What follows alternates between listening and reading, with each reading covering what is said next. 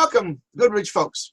What we're going to do today is we're going to learn about roadmaps and about digital curricula and about the philosophy that says learning at school and learning at home needs to be seamless. And how can digital curricula make that possible? How can you, using the same curricula or virtually the same, you might have to tweak it a little, would allow you to go back and forth? And given that we really don't know exactly where school is going to take place, Ann Arbor is already committed, where I am, is already committed to online, but it's a little premature, I think. But still, that's what they want to do. That's what they want to do. So you're going to hear and see about our digital curriculum. What I'd like to do is introduce our team roadmappers. And these are folks who have created the roadmaps, who created the digital curricula, who are working, we're doing PD for various school districts. And I'd like to introduce them. They have an interesting story. Each has a story. And I'll start in the upper left-hand corner. Wendy. Okay, hi, hello everyone. Really excited to be here. My name is Wendy Skinner. I work in Niles, Michigan, and a small district called Brandywine. I joined the group shortly after March the 13th, because I was looking for a platform for something for my kiddos, and this has been amazing. And so I'm so excited to share this with you. I had, of the kids that took roadmaps, I had 100% participation for 4 weeks. It was incredible. The motivation and the love of the platform was just phenomenal. So I can't wait to share. Thank you. Thank you, Wendy. Denise. Hi, I'm Denise Gallimore, and I'm a member of the team from the Mid-Michigan area, and I have been using roadmaps for about 2 years, and I started in the world of open educational resources with MDE, looking for building the repository for MyGo Open, and my first initial use was just in the social studies area. I was a social studies teacher for my district for many, many years, mainly 4th and 5th grade, and 6th for a couple of years, so upper L, and I was looking for a way to take those open resources, the MyOpen book, the MC3, the MESA units, and when I was introduced to the roadmap team, it was the key to delivering not just, a lesson, but a whole curriculum that I could take and use it. And I think that's what you'll see today, the biggest difference between a system that manages as a system that delivers the lessons and the curriculum. So I've been part of and just finished up the 5th grade full year of social studies. We'll be showing you lots of things, and I'm really excited to show. And I also have the test scores and the student testimonials and parents to tell you that it is a very unique platform that does work well. And then I said, oh, it works so well in social studies, I'll use it in my ELA curriculum. So again, like Wendy's participation, remote learning, my participation was in school, and those numbers were, the kids wanted more. So glad to be here today and work with you guys. Thank you. Thank you, Denise. Billy. Hi, my name is Billy Freeland, and I teach in a small district, Kent City, just north of Grand Rapids. So I'm on the west side. And I started using roadmaps this year. At the beginning of the school year, I teach K-5 STEM science, and roadmaps were created with the Create for STEM MLPBL science program, so that's how I got started using them. And our K-5 kids used them for art, gym, music, computers, and phys ed even on the shutdown. And we taught those teachers how to use them, and they rolled them out in a week. Whoa. Monique, thank you, Billy. Hi, I'm Monique Kuhlman. I'm from Haas Elementary in Genesee. I'm your neighbors, Goodrich. And in fact, I think I had said before, Scott Bogner, one of your old superintendents, was our interim for a little while, a few years back.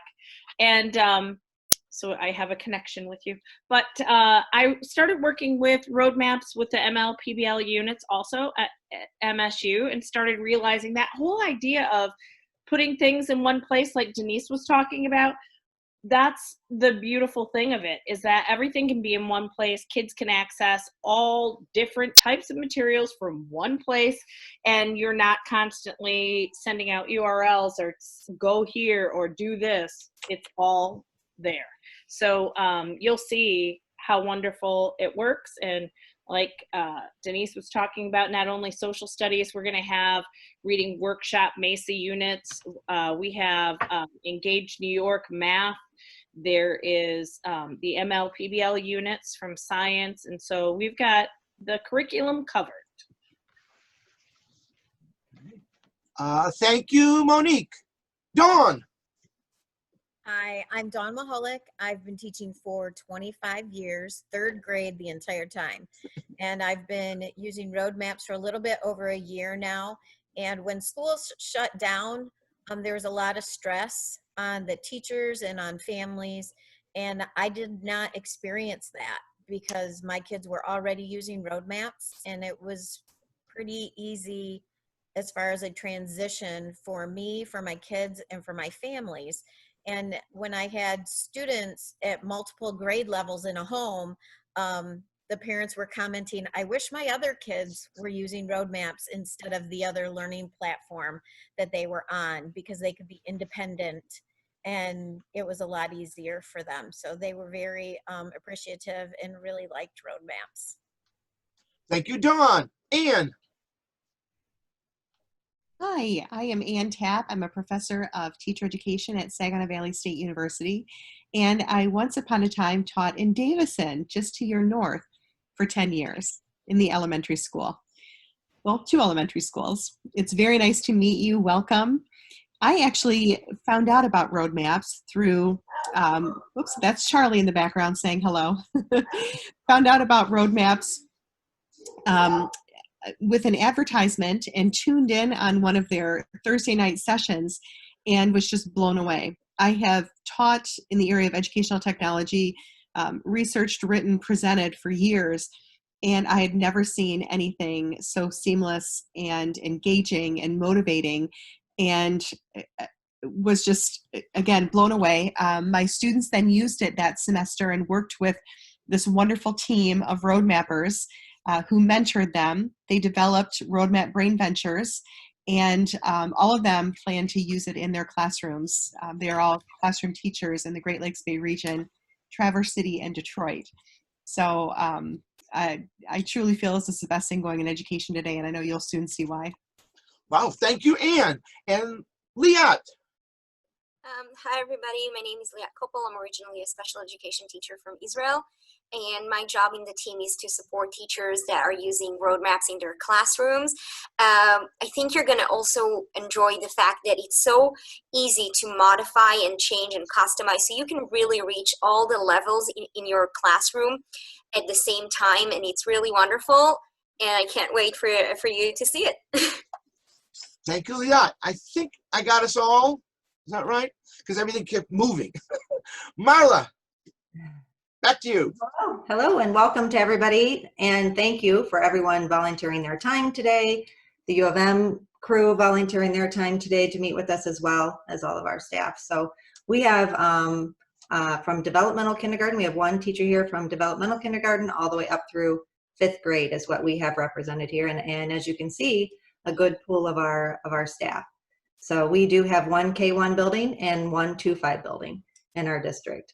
So that's who we are, and we do have several on the group call today that have already done some of your evening sessions before. So and they're coming back for more too. So that's absolutely a good sign. Thank you. Thank you. Okay, I'm letting somebody in. One more. With that, Monique, do you want to share your screen and start? And what we're doing, folks, is we're going to go through Roadmap 1. We're going to start with Node 3 and Node 4 and keep moving through it. Okay, but so you can be doing it or looking through it on your screens while we share our screen. I just wanted to make sure that I had my, there we go.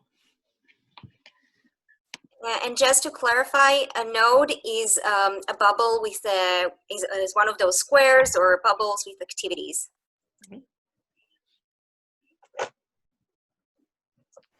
So here we are. This is a roadmap. This is our professional development roadmap. And each one of these would be considered a node. When you click on a node, a drawer pulls out from the left, And in this drawer, this is the teacher format. So of course the instructions can be typed in and changed. The node colors can be changed. The shape can be changed. You can add goals of rationale. You can also click this button, allowing for that not to be seen by a student, but we're gonna launch it.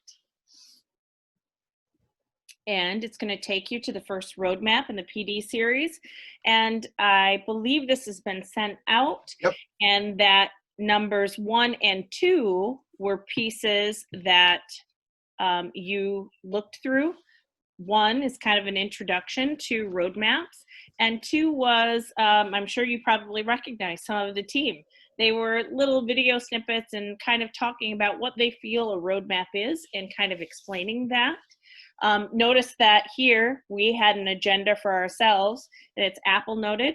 So when you got the roadmap in the student platform, your student platform being a green on the top, it didn't have the agenda on it. And that's exactly why, because the Apple node was there. Here is roadmap number 3, and I noticed that on the email it talked about how we were going to go through this roadmap or this node 3 together. So we're going to look at this. This is a web resource. I'm going to click launch. And this web resource node, or I could have set it up as a Google Slide node, but what it is truly just a Google Slide. And it has screen captures of different ways that roadmaps can be used. So I'm going to click on present right here and put this up so that we can kind of take a look at this, because I don't know if everybody got a chance to look at this, but you can see this is a schedule. This is a schedule that can be set up in a classroom. You could have all of your different features or things that you plan on teaching throughout that day. You could have all of your extra places that you allow students to go, maybe off to the side. We have class meetings that truly have live sessions where they could click on that and it could take the students to the live session. So everything can be put in one place. It doesn't have to be separated at all. We're going to go through it a little bit more, but you can see the exploratory where kids can do gym, music, art, or even afternoon wind time where they can actually go through and have those pieces of intervention. So let's click to the next slide. And here you can see it was something we put together. Oh, poor Brian Roberts. I opened his map up. I don't know exactly who Brian Roberts is, but he looked at it once. So that's why his name's there. In the teacher platform, you would see a student in much the same way. When you go to open up their map is going to have their first and last name within it. But you can see how this is an organizational structure, and it shows how we can take MDE resources and put them all together in one place. Going to the next. This is an example of one of our Engage New York lessons and all the pieces within Engage New York. And then here is one of our MESA reading pieces and how we use still the anchor chart, but within the anchor chart, how kids are going back to the anchor chart and actually highlighting that piece rather than the teacher writing it every single time. The kids go back and highlight the piece on the anchor chart that was taught that day. With it included audio files of a whole book. We can have the teacher lesson guides there, and there's multiple things for the students to do within it. So you guys have gotten a little bit of a taste. Well, here's one more, right? Where maybe you don't want to put times on a schedule, but you could have the main meat of your day, your reading, your science, your social studies, your math. Here's also another roadmap. You can see these many different uses. Here's a virtual field trip that you could take your students on. So to start our activity today, what I'd like to do, I'm going to escape here and go back to our roadmap. Anytime you go back to your roadmap, if you're a student and you click complete, it will close this window out, but you'll always go to the left of the browser that you're in. So if I go to the next tab, it takes me back to the map. If I'm a student and I click complete, it will close the tab out that I was in previously. So you won't end up with a ton of tabs open.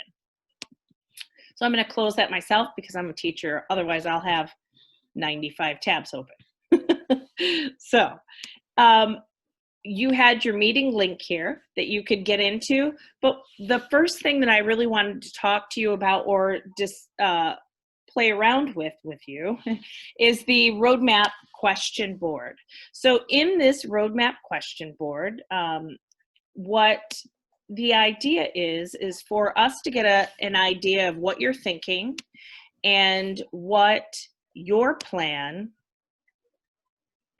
or what questions you have actually about the roadmap platform and what types of things you want to know. So if we go to here where it says driving question board, there's some information here about why to use a driving question board, right? It's a strategy to use that to bring in that community or that sense of collaboration, because students will all be collaborating on one, just like you'll be collaborating on one today. So when we click launch activity, it's going to take us to Collaborify map. Notice I have to sign in because I was signed in on my other account on this computer, and so it's having me sign in on my school account every single time. You just approve it. And then here, click plus, the drawer comes out on the left, type your question in the drawer. So what happens is you click your plus, and then the drawer comes out, and then you're going to type a question in here. And as you come into the map and you are ready to add your driving questions, there's going to be people or little eyes here that are going to, in this eye, there will be multiple people that come into the map and start adding their driving question. So we're going to give you about 3 minutes. And what we'd like you to do is come in, click the plus in the driving question board, and then put a question, any question that you have, like how will roadmaps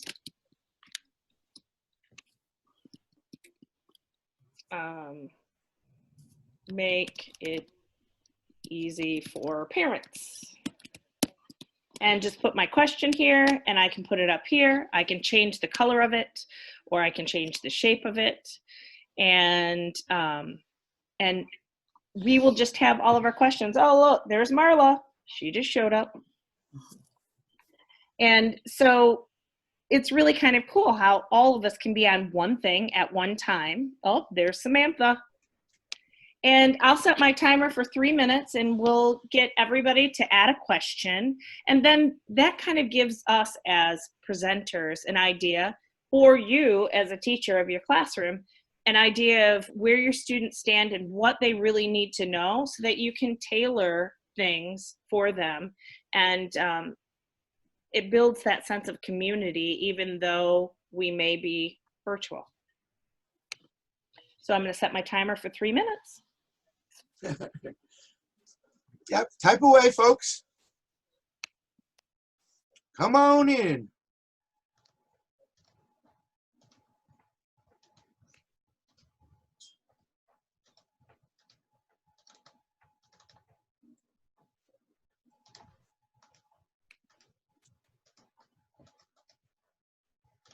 There we go. 7. Yeah, move them over. Yeah, come on over to the left.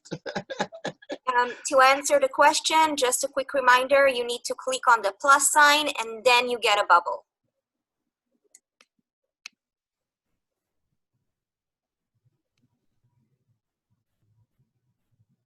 And if things go out of your view on the map, here there are the cornered squares over here on the side. And you can click that and it will center everything. Or here is a plus and minus, so you can go up close or you can go way back. Woo. Not trying to make anybody sick there. Yeah, really. Seasick. Yeah. Very good questions, folks. Good, good. Yep.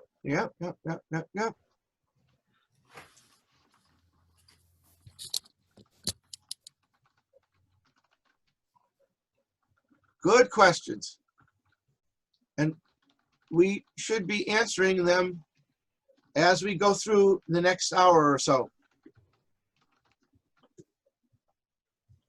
That's good. Thank you. 13, that's good, it's good.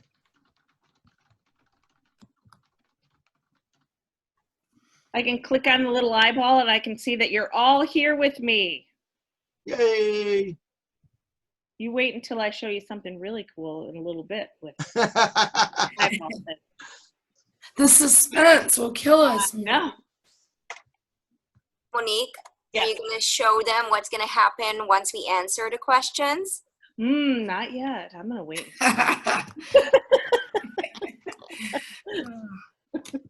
You can see on the bottom that a little notification comes up when a new person joins. It has their name in it. It's kind of a blue, and it shows up for a minute down at the bottom. Well, not a minute, for a short amount of time. So you can kind of keep an eye on that and see who's popping in. It'll do the same thing when you leave. It'll say so-and-so left. So you'll know, like if you're involved with working on something collaborative and a student decides, why don't I just go ahead and sign out of here and nobody will even notice I'm not there. Yeah, you will. Yeah, we know. We know. Okay, Elliot, it's not letting me log in as me, so then it won't let me do the other roadmaps. The original roadmap shows that it's me with my name, but as soon as I click in one of the nodes, it doesn't show my name anymore. So that's why I'm owner. Are you signed into 2 accounts on your computer? Sometimes the computer gets confused if you have 2 accounts that are live right now. So I didn't think my other one was live. So I'll go out and I'll see. Get an incognito window. That's the safest way to do this. Do you on Windows or Chrome, Mac or? Yeah, I have Windows. I'll try to log off on my other one. Because Our thanks, Dawn. Our incognito window's blocked from Goodrich, so if you're in your school account. Oh, you can't do incognito window. Sorry. No. Well, and I do have my other one open, but I don't know. It's the browser gets hooked to one, and then you give it another, and it says, I don't know. Well, that's why it's not letting me do anything Right. now. I can't get logged off of it. So Goodrich doesn't allow incognito windows. No, neither does, I don't think any of the Genesee school districts do actually, because Interesting. they have Try it taking blocked. your Google certified. Okay, so I'm going to sign out, and I'm going to log back in only as Goodrich, so I'll be back. Okay. Is it just the plus at the bottom of the screen? I'm on the struggle bus here. Yep, it's just plus at the bottom of the I screen. don't have a plus on the bottom of my. I do, but it's not opening the drawer. your Zoom frame might be covering it up. Sometimes that happens when your Zoom, you know what I mean? When your Zoom is open, Like that your- bar across the bottom sometimes covers up. Like I can't see the plus sign right now, but that's because of my Zoom. So go up to the 3 dots at the top right, your browser, and you want to reduce the size. These are all little things that happen. See where it says Zoom? Yeah. You want to make it a little smaller, and then you should be able to see it. Does that help? I'm working on it. Okay. Thank you, We Tom. know about the struggle bus, so that's Yeah. I got that from Monique actually. I know. Am I just clicking on this shared screen? Yes. Yeah. I'm not in my own. No. I had the plus before. Well, you are in your own, but the screen it is shared. Mm-hmm. You have to be on your own screen to click the plus. You can't. You do? Oh, there you go. Okay. Well, here I am trying to. I have no idea what that even means. So if Monique's sharing her screen right now, you can't do anything on Monique's screen. I was She's trying just to do it in Monique's screen. That means I Oh, gotta sorry. No, that's still not helping me though, so I can't do it in Monique's screen. Where am I gonna go? You gotta go to your own, you gotta make your own tab and go and get your Yeah. you have to Your go roadmap. roadmap. So you're going to number 5 in this I don't know main how to do map it. that you Yeah, opened. I went there. Okay, and you clicked 5, and then your launch button. Of course, it looks a little different. Then once you click that, it takes you here, and then this right here. See, Samantha just left, and then you can click the driving question board here, Okay, and then click the launch, and then that should take you here. And then you gotta sign in again. Yeah. And you just Signing in need to drives do me that ahead of nuts. time, so that's my, I know, I should have, had your own, had it open. Just like I was talking to you guys too about that whole driving question board, notice how this one now is click completed. On the student version, you can see how that colors in as students click it, so they know that they've done it, or a teacher can quickly breeze through the maps knowing that those activities have been completed by students. And then when I go back to the main map, it will also, well, it's because this isn't a student, but when you do it, it will close it. Once you're back on the main map, it'll close it for you. Monique? Yeah. I noticed that as I was clicking through, it would color in. Yeah. But sometimes I would forget to click it. Yeah. So it doesn't color in. So Right. it's not really it's just a quick kind of formative. Sometimes they do, sometimes they don't. Right. So it's not a big deal. If you can tell students you need to do that, or tell parents they need to do that as they go through. Right. Right. Okay. Yeah. But it's the whole thing, like, yeah. They can do their homework, but if they don't put it in the basket, it's not going to get corrected. Right. Well, some things are not a turned in paper. Sometimes some things are just a view. Yeah. So, So now we're going to move from the from our driving question board, the question board that we just came up with. And while Elliot's going to go through some of the highlights of roadmaps, and while you're watching the highlights, be thinking about the questions that you saw on the driving question board, and that one got answered. Oh, I know now how to answer that question. And when he's completed doing that, we're going to go back to that driving question board, answer some of those questions, and see what types of questions are still left for us to get through, and make sure that you have the answer to at the end of this PD. And you'll be able to go back to that driving question board over and over again. It's always going to be there. Mm-hmm. Yep. Okay, so I'll take the screen then. All right. Elliot, can I ask a quick question then? Sure. In thinking about using this discussion board in a classroom, so I went back into it. I could click on any one of those questions and provide us a response if I wanted to. So Yes. you could have some two-way student-to-student communication, right? Absolutely. And I would just, once I do that, the drawer opens back up. It allows me to type back in, and it would be a response directly to that question. Yeah. Okay. There's also room when you click on that drawer. If you scroll down within the drawer, there's a space for comments, so that your node doesn't turn into this gigantic blob. There's a space to put comments, and then it will fill in that node with a color, so then you'll know there's something in the comments. Where you can answer and continue going. Yes. So it really is a collaborative document. Okay, folks, this is another roadmap. I'm going to walk you through it. The basic idea again, you click on a node, the drawer opens up, there are instructions, and then you click launch. This is the Center for Digital Curricula at the University of Michigan in the College of Engineering. We're good friends with the School of Ed, folks, absolutely, but this is out of the College of Engineering. Our dean says we have all those folks coming up through. We got to work on K-12, so they then come to University of Michigan. What we have curricula here, it says 3, 4, and 5, but we will have K1, 2, 3, 4, and 5. So, and we're changing that. But I want to show you this node. I like this node. This shows pictures. We had a pilot going September through March till it closed down. And these are classrooms that were using roadmaps. And I'd like to show you this particular picture. So to give the idea that there are different pedagogies that are consistent with roadmaps. Each of these children has a roadmap on their Chromebook, and they're working at their own pace. Some of them are working more collaboratively. You can see in the back, they're working 2 students to 1 computer, but each one has their own computer. If you look down below, you can see this classroom, I think, didn't have 1-to-1, so they were doing more station-centric, and the one on the right, more teacher-led. And so you could use roadmaps that fits the pedagogy that you feel comfortable with. So I would urge you to come here, take a look at the pictures, see how it works in the classroom, see what the kids are doing. Also, we have this how-to videos.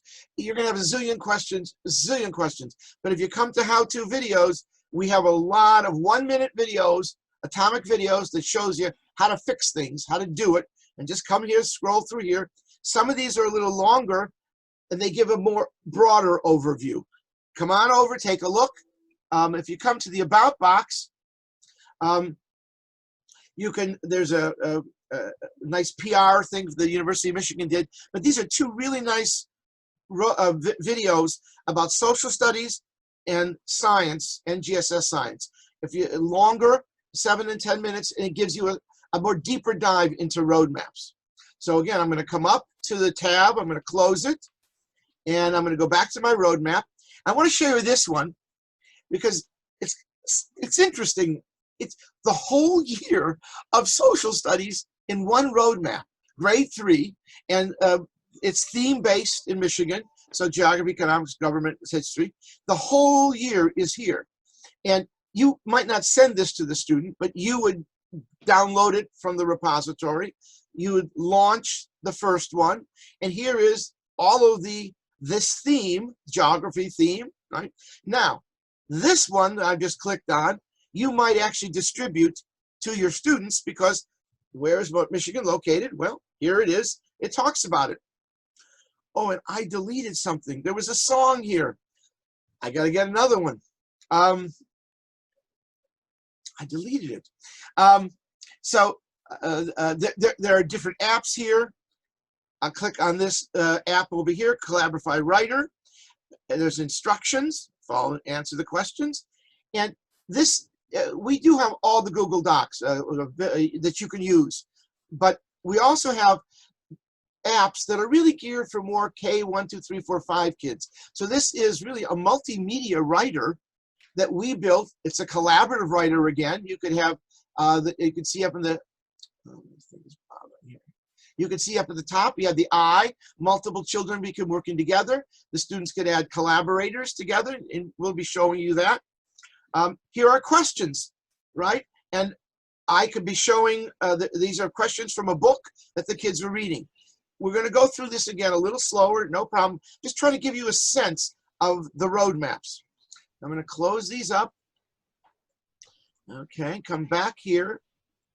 And this is Wendy Skinner, and it's one of her roadmaps, and I want to ask her to sort of talk a little bit about this. I want to show you a little video clip and ask Wendy to talk a little bit about it. Hi guys.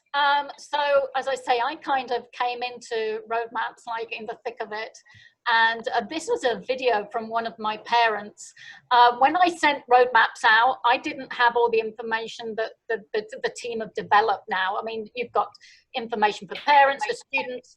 All I did was just rush out with all of these roadmaps, and my kids got it like that. It was incredible. It's so intuitive for the children and for the parents. And this little chap down here, it wasn't necessarily one of my motivating little ones. And Mum videoed him because there he is with his brother, first thing in the morning doing road maps. She didn't have to tell him to get on and do his work. He was there collaborating with his little kindergarten brother, which was pretty awesome. So when I set out to deliver my lessons, my theme in my classroom is Harry Potter, because of the accent, I guess.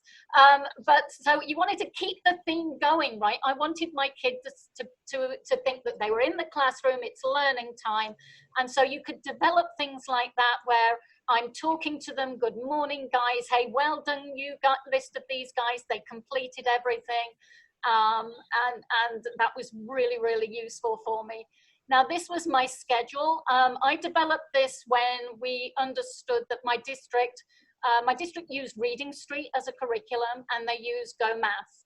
So and they needed evidence, obviously, that my kids were working. So I was able to plug in PDFs. I was able to plug into my curriculum. My day was structured as a day it would have been in the classroom. And my kids just worked through it and loved it. And we've circled Connor, right? Recommended by Connor. So he had this Keep Fit video and he wanted to share it with the rest of the class. So we plugged it in. And that's how much ownership the kids get from road maps. You know, it's like, sorry? I'm sorry, Wendy? Yeah. Is it Wendy talking? When you plugged in your PDFs, you didn't have to adjust any text boxes or anything for them to respond on? The team are going to show you these PDFs. Honestly, it is so worth seeing. It's phenomenal. Please keep that in your head and just wait. It is fantastic. I got a response from them. I was able to download all that information, give it to my district, and I was able to assess as well. So it's fantastic. Yeah, and so yeah. Right. Sorry. No, keep asking. This is great. Yeah. Ask away, folks. Great. Oh, I have a ton, but I don't want to interrupt you. Oh no, ask, really ask. That was for you. So there's no adjust. Okay, we'll check on that. All right, No text boxes. Excellent. So around.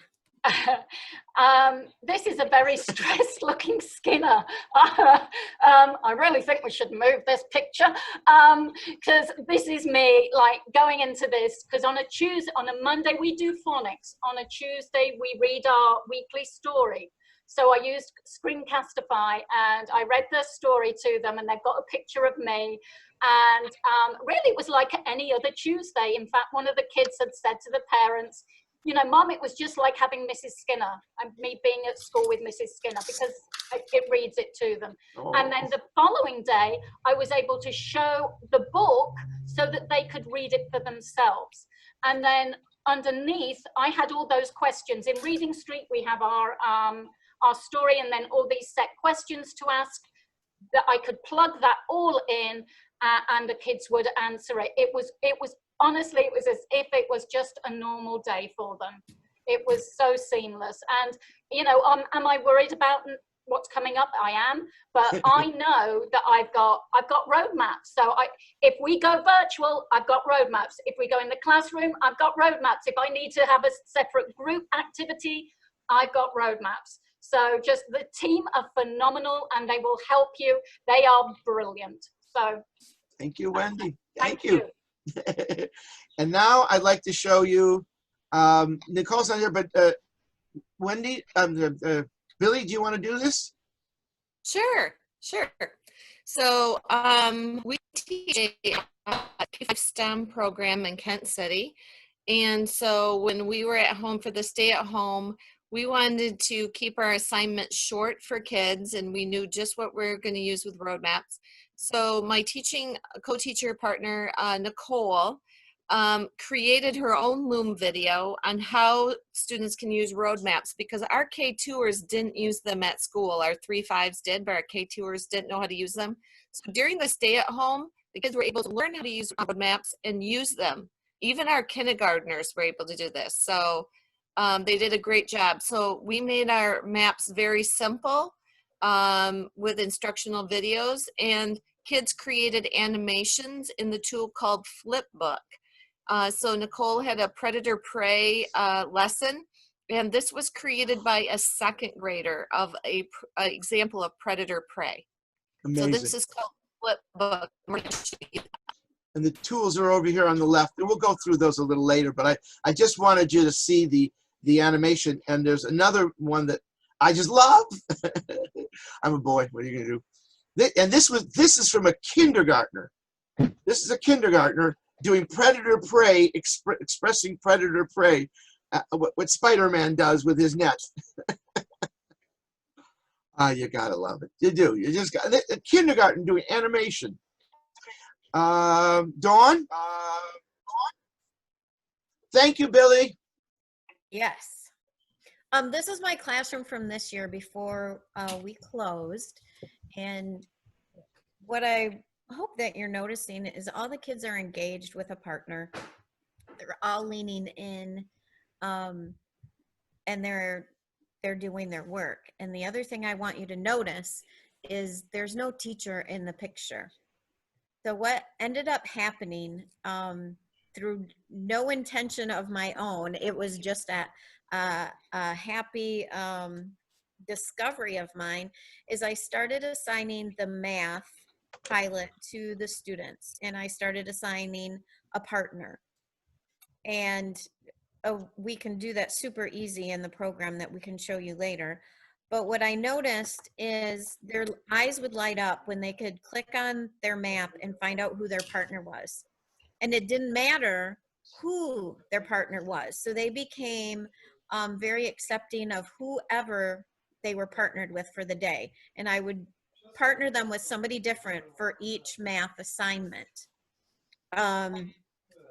And it was just amazing because, I teach third grade. So usually there's some rolling of eyes or some moaning or groaning about who your partner is. That stopped happening in my classroom. The other thing that happened is, notice I am not in the picture, and they stopped asking me questions. So they would look to each other.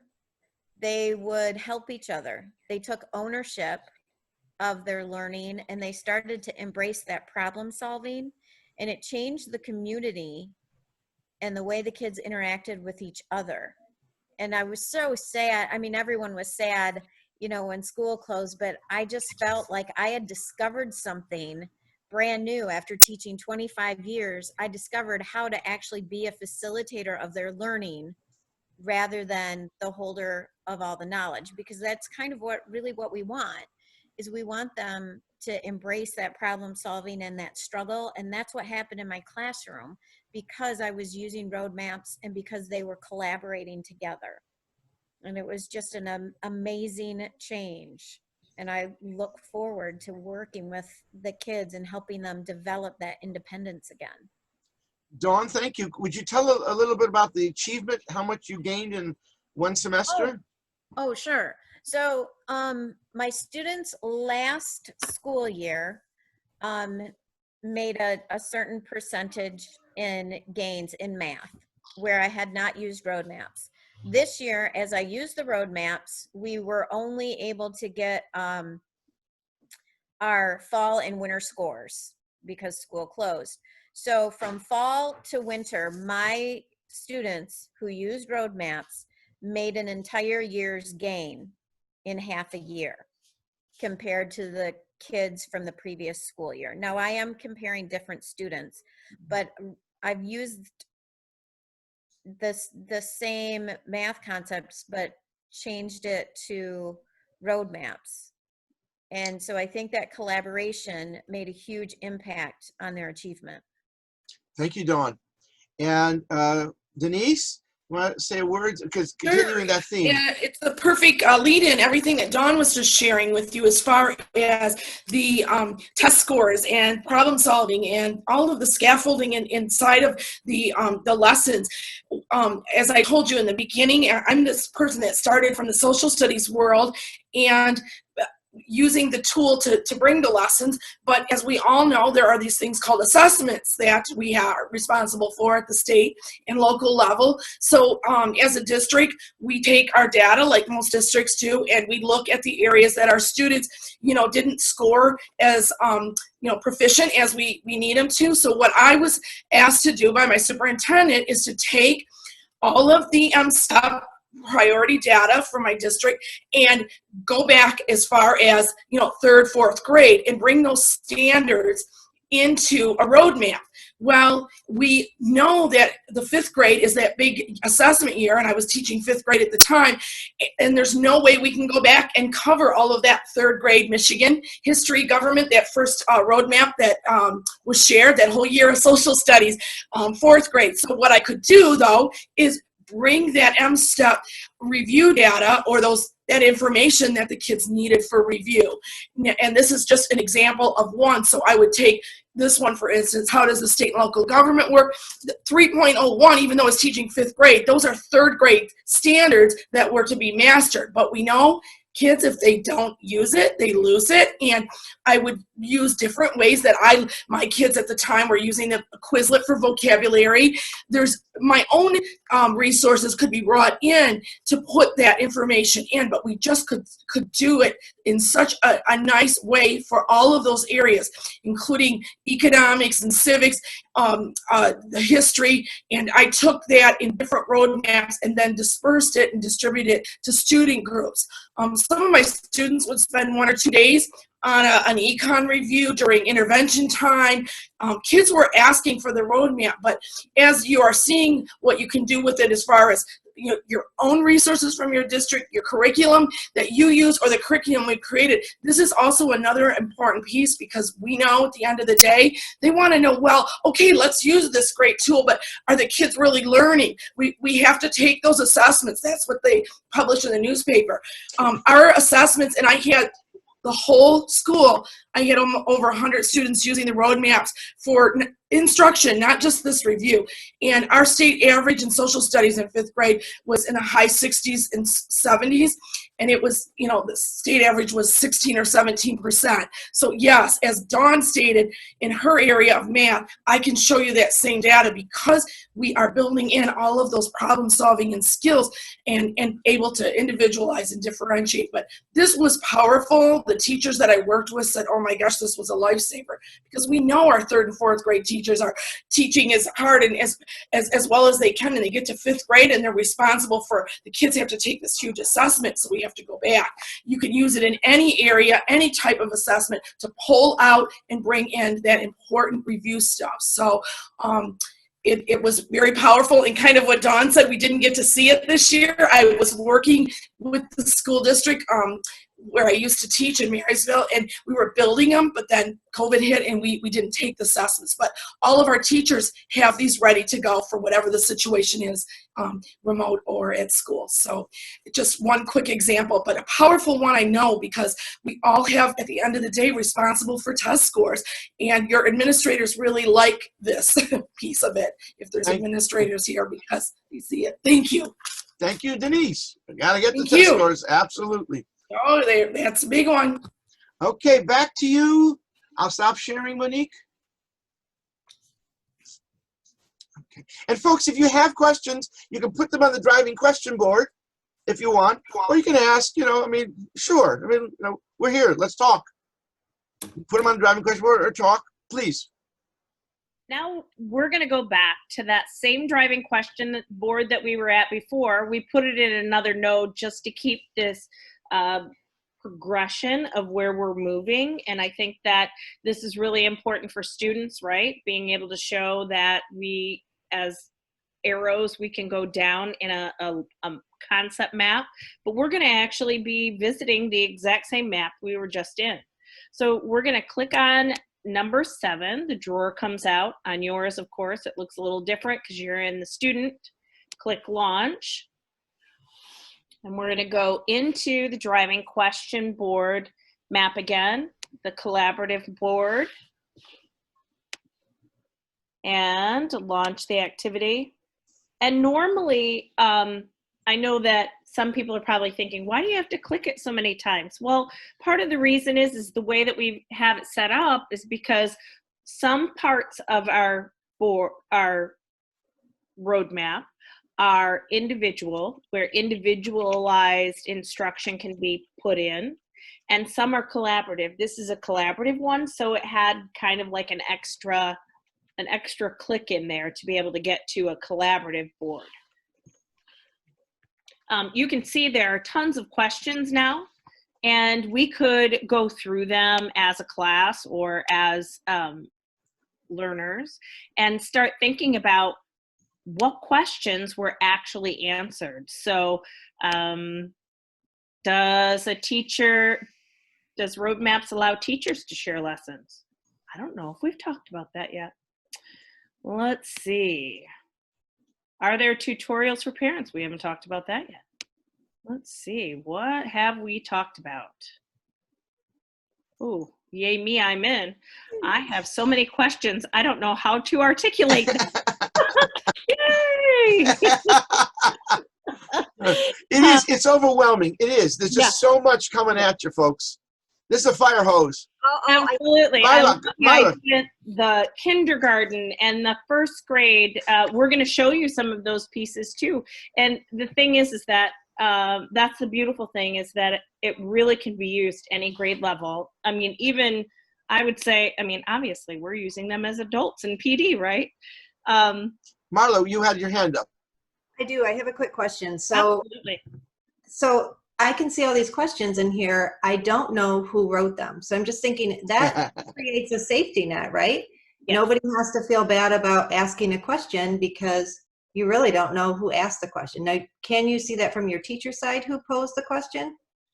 At this time, we cannot see actually who put the question in. We can ask them to put a little maybe their initials or something if we want to know, but I do like the safety net aspect of it. If it came down to something very serious that I'm sure we could probably find out who did it. But if it was something serious that we had to know, but otherwise I think it's more important that kids feel like I can ask questions and not feel like I'm stupid because I'm asking it.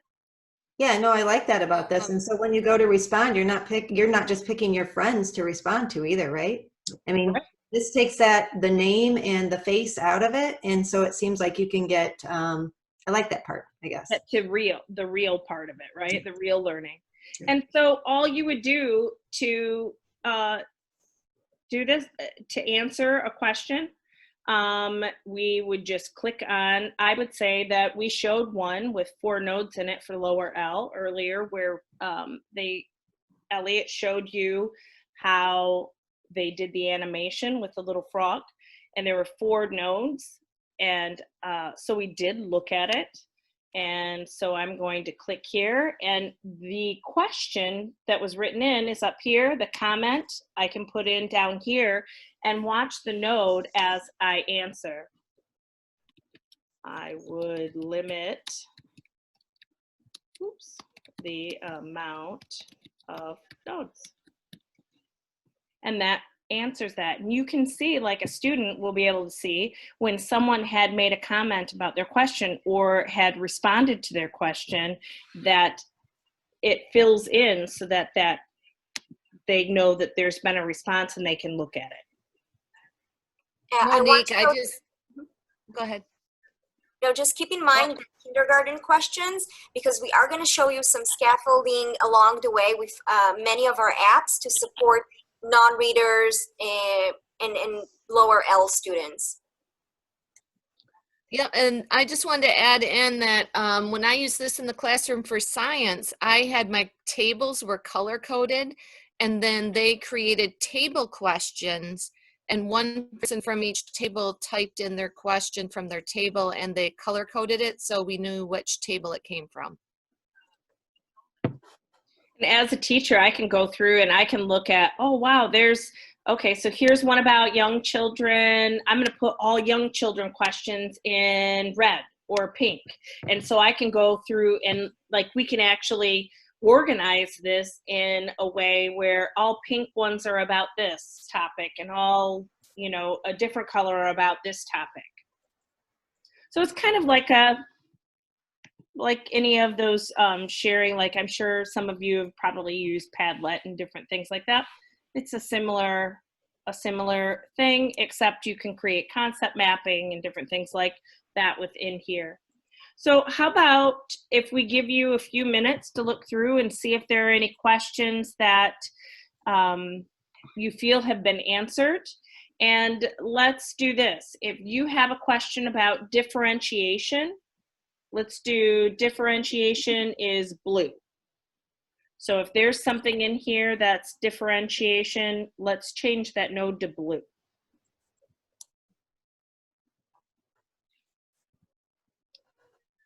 And do you want me to give 3 minutes?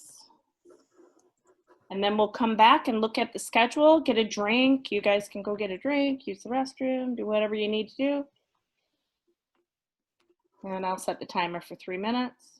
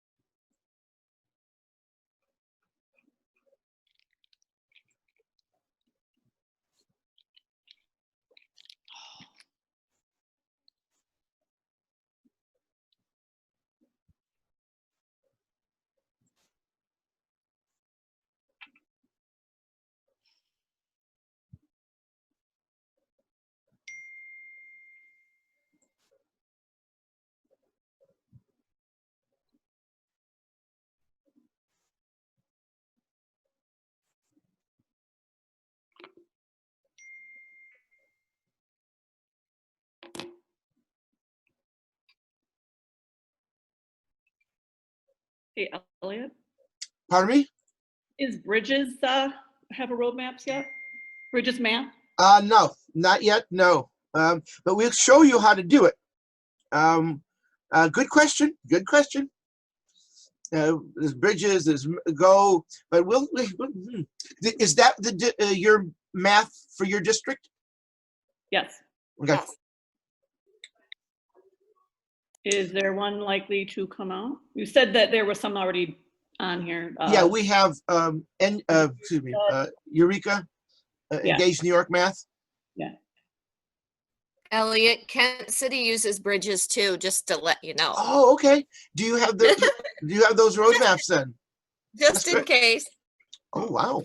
But it's simply take that URL before and put it in there, like the Pearson Math, other programs that, I mean, obviously it's better to have the curriculum built, but it's still easily able to get a web resource in.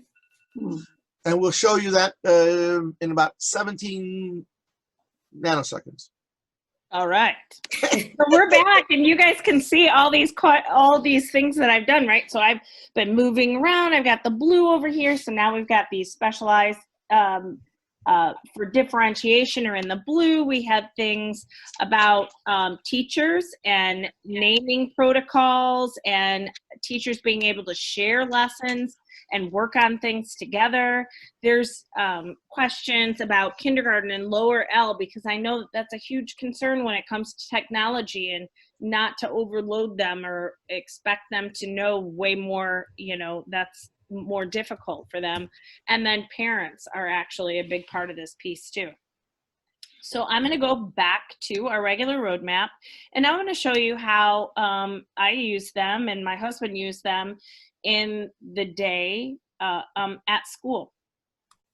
And so going to this 5th grade schedule, he's actually the 5th grade teacher, but I'm 3rd grade, and we used a schedule, not necessarily with times, but we did have a schedule that we put together. And within this schedule is a place that kids can go for everything. This is one place. You set it up as a teacher, you can set it up as a schedule, and they have one place to go for everything, including their meeting notes. So you can see up here in the corner that I have a class meeting here with a little Apple note. If I'm not meeting that day, I can put an Apple note on it. If I am meeting, I just unbadge it, and I keep the same URL for my meeting in here. And so that makes it very familiar for kids. They know exactly where they're supposed to go for their Zoom meeting. They don't have to go anywhere special. They open it up for the day. And I saw this question on the question board, so I'm going to answer that real quick and show you how within my Google Classroom, here's my day. And this is what it looks like to my students. Go to the link and complete your roadmap. It's one link, and that one link opens up to the full day, right? The full day. Whoops, I'm sorry. That full day 5th grade schedule. So it is still just a super easy way to send out a map. You could send out a map for a week. You could send out a map for a day. It would depend on how you wanted to do it, right? It can be done customizable, and we will help you with all of that. But in this virtual setting, it kind of still brought us to like a sense of community and made us feel like we were still part of a school. I always put in this daily check-in that kind of gave kids that feeling that I'm still thinking about them. I want to know how they feel. How are you feeling today? So then they get to let me know, are they happy? Are they sad? Are they stressed? Do they feel overwhelmed? Right? Giving them actually some language too, to know what those words mean. And then kind of explaining their response, letting me know if they need something a little bit more than just that Zoom meeting for the day. If they need me to give them a holler or talk to them, I can also give them a call later on that day. So going back to the main map, we always put in our morning announcements. Oh, and that was a Google form. I don't know if I explained that. I didn't. That was just a Google form, right? So we can put those Google forms in there. We can put lots of different apps in here, but we'll explain that here in a little bit. Here is the morning announcements, and Kelly Davis, our music teacher, will put together our announcements for us. And we, as teachers of the staff, would get a day in which we were the guest announcers. Well, this is the day that my husband and I got to do that duty. And we always have our Pledge of Allegiance that I don't know if you guys do that at school as a daily thing, but we do that daily at Haas Elementary. We have our Haas Elementary pledge that we go through and do. And then I wish the kids happy birthday with some kind of silly, screen thing and let them do their happy birthday. And then there's my husband. It's time for the joke of the day. This joke comes from Bria Lewis from Mrs. Cummings' class. Why did the chicken cross the road? Because it was take your child to work day?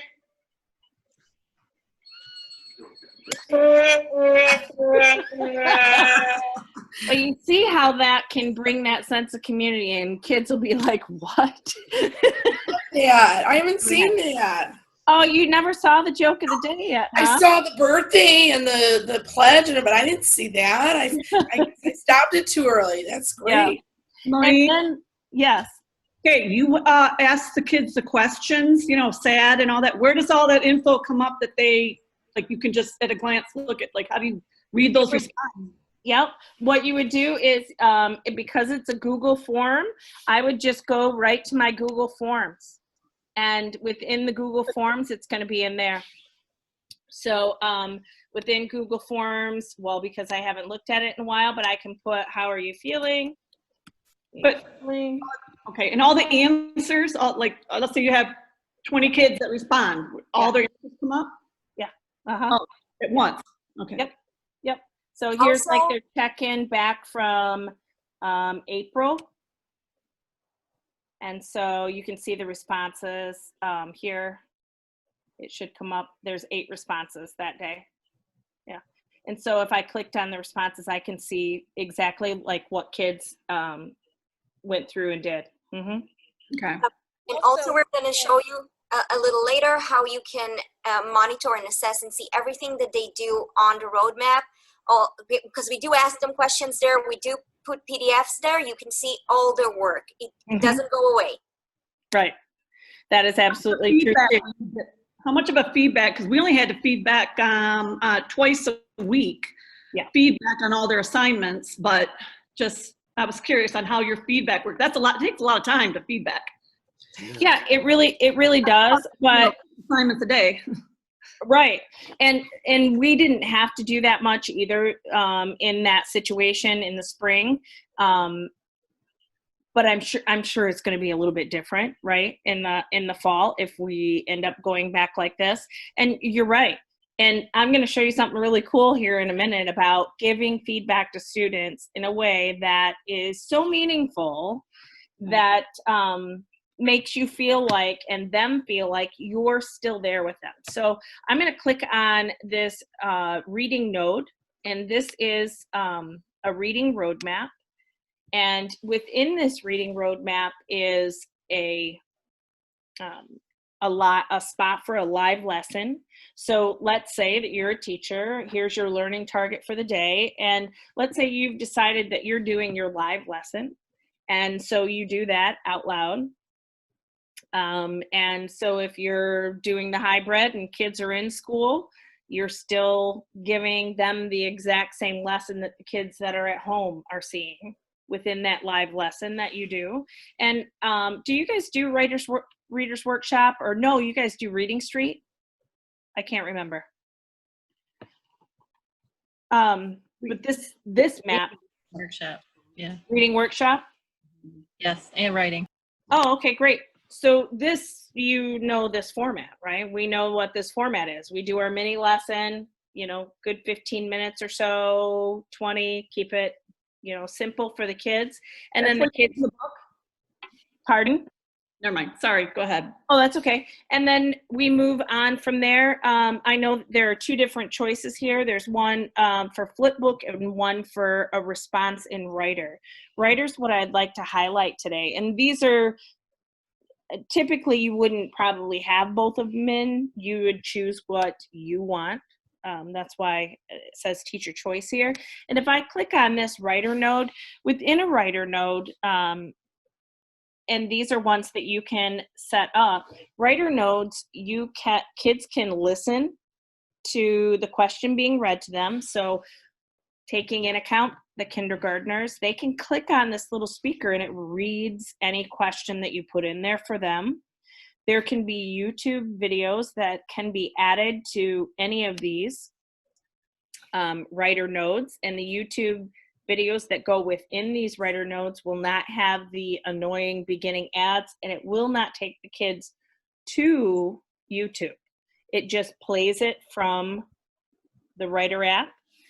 And if a kid gives a response and it doesn't necessarily have the best response, you can quickly take a little video of yourself. Hello.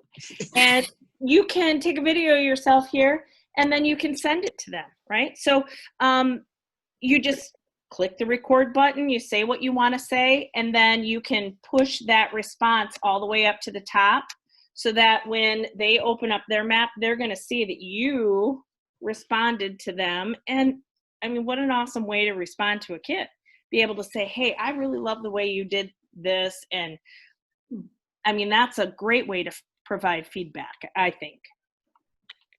Also, you can also type in there, but if you don't want this in here, you can click the trash can, and yes, I wanted to get rid of it, but kids can also do the same exact thing. And right now we're working on the technology so that kids don't have to go through all of the pieces of clicking the take new photo or video and click on that, but they'll have a little video camera in which they can actually click on it. So like a kindergartner could hear the question and click on the little video camera and tell you their response.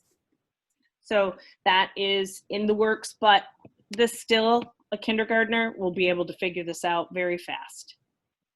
Being able to just click that video button and click in between. And again, folks, it's coming very fast, lots of stuff. We'll do this again. That's what the roadmaps are all about, the PD roadmaps, just to go through it slow. This is a video, it's recorded, so you can go through it again at your own pace. But it just boom, boom, boom, boom, boom, boom, boom. Yeah, I know.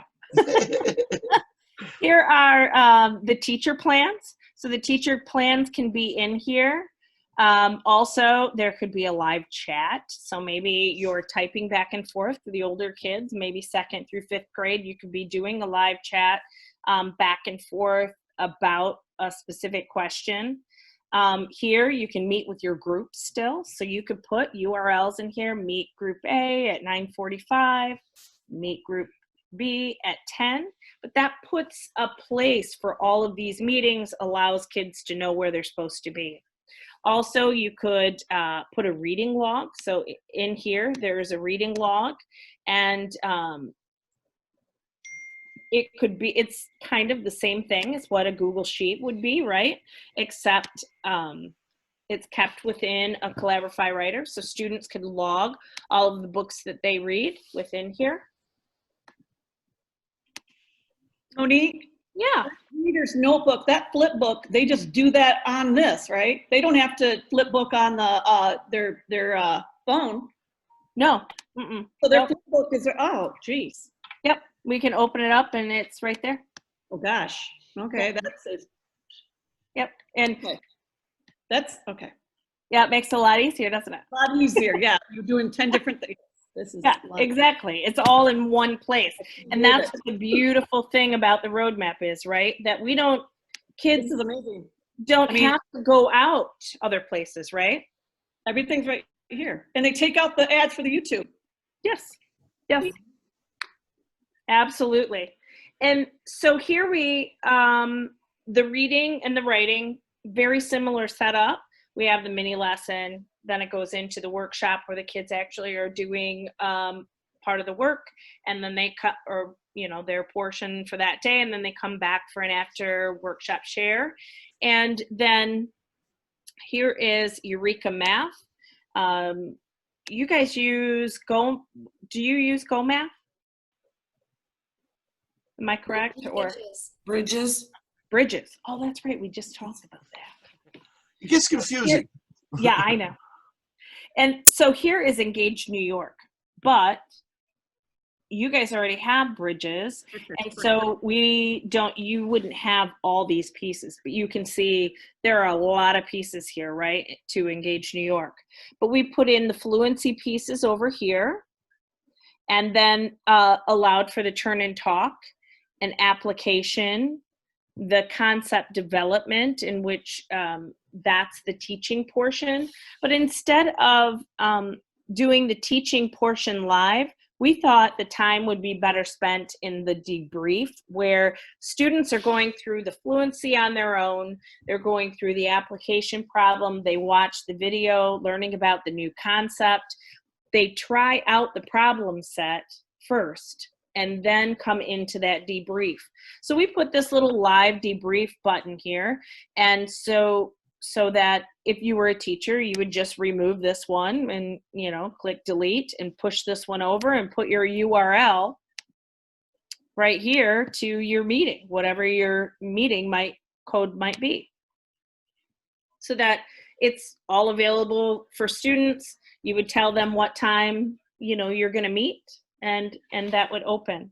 I'm going to open this PDF Pal to explain a little bit about how the PDF Pal works, because this is amazing. If you have any PDF, anything that you have that you've used forever, that you want to keep and that you love, you may use in PDF Pal. Even copies of books or things that you've purchased. If you're using them for only your class, it's okay that you use things that are copywritten if you've purchased it. So just don't put it in the repository for everybody else, right? But if it's yours. So here you can see, this is PDF Pal. You can, down here, you have the option to write.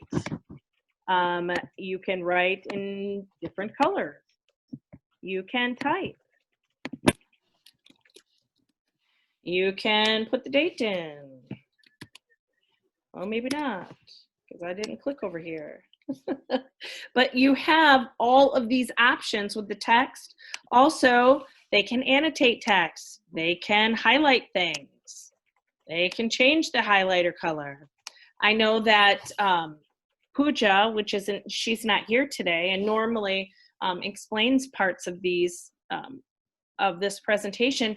She uses in her classroom, she's been doing summer school, and so her kids work collaboratively on specific things, but they are given a specific color. So then each of those kids have a specific color, and you can see who has done what on the map. So here I can easily erase it. And if I made a mistake and I need it back, I click undo and it's back there. And you can see how PDF Pal is a super awesome tool. All you would have to do to get a PDF, I will show you how to do that soon, but it's super easy. You can completely delete this by just clicking Command Delete, and it takes it off there, and then it will give you the option to put a new one in.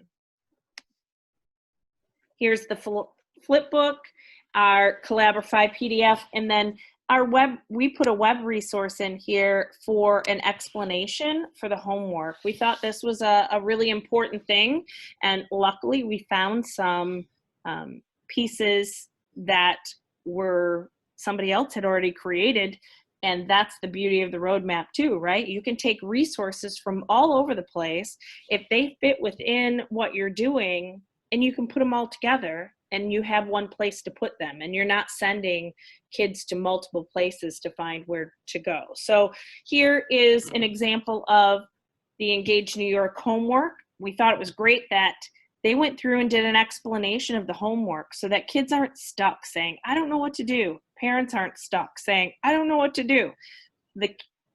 There is an explanation of the homework. And even if kids, don't really know how to do the homework, but are taking the time to go through the explanation and complete it within their homework, they're still learning more than what they would have saying, I don't know. So within this math, you can also add all these extra foundational videos. You can add games from ABC. You could put your Prodigy code in there. You could put Freckle Math, any of the pieces that kids might do on their own that they might find a little bit more fun. Sometimes they like that gamified stuff, right? I mean, obviously they love that, but those can all be in here. And one way to keep kids from forgetting their codes is you can always put, if I had Get Epic, I would put the class code in here so that kids don't have to keep that in mind and need to know the class code. I can put it in the instructions. It's right there for them, and they don't have to worry about keeping that code within their mind.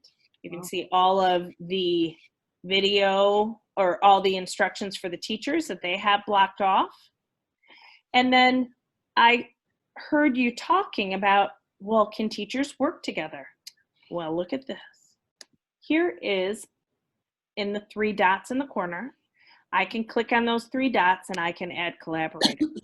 So if I wanted Billy to work with me on this map, I can click Billy's name, add collaborator, and now Billy's a collaborator with me on this map. So let's say that Billy actually went through and did all the homework explanation videos. Maybe she can go in this map and drop the videos in here. And maybe another teacher did the fluency activities and they can put the fluency activities here. So there is that whole idea of collaboration within the roadmaps for teachers too.